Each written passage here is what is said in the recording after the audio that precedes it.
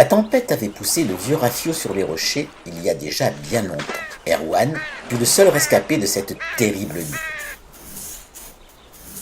Depuis, il survivait au rythme du chant des vagues qui léchaient le sable et embrassaient les rochers.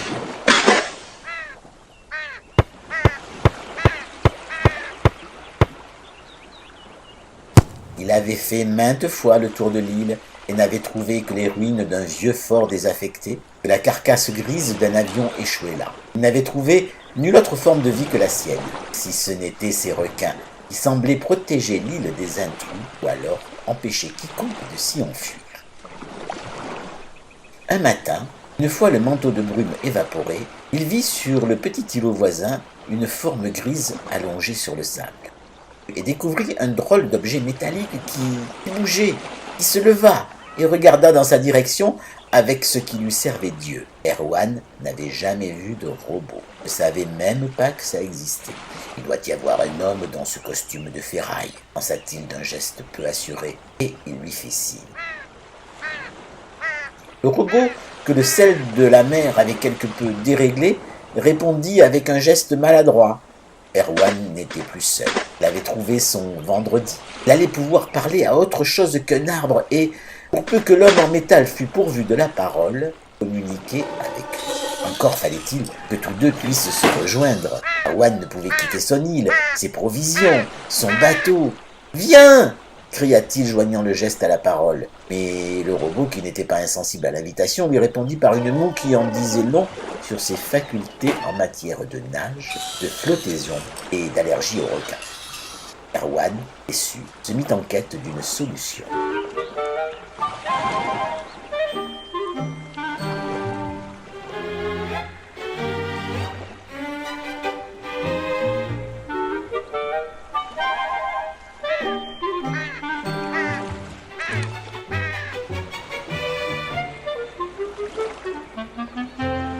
La nuit porte conseil, dit-on. Chacun de son côté, le robot sur son îlot,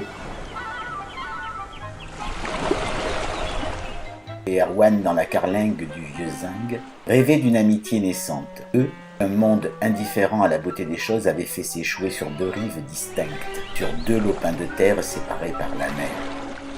Les requins.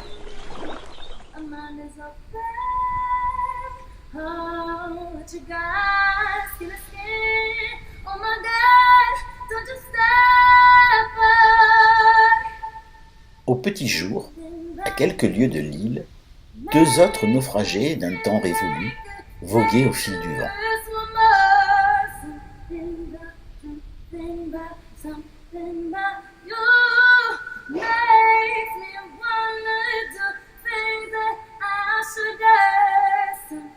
Le chant d'Abigaël parvint jusqu'aux oreilles de nos deux héros isolés. Le chant d'une sirène, pensa Erwan.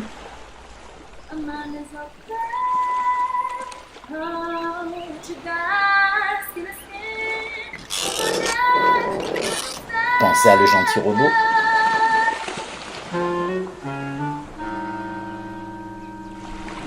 Oh, ça m'a l'air bien ici.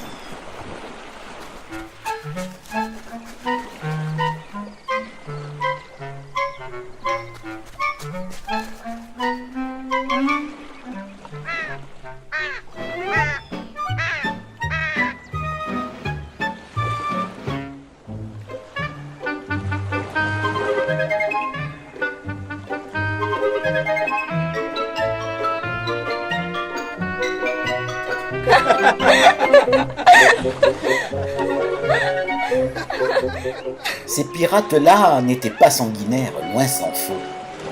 Une fois le contact établi, Erwan leur fit visiter son île et leur confia son envie de rapatrier l'homme métallique, bien isolé sur son îlot.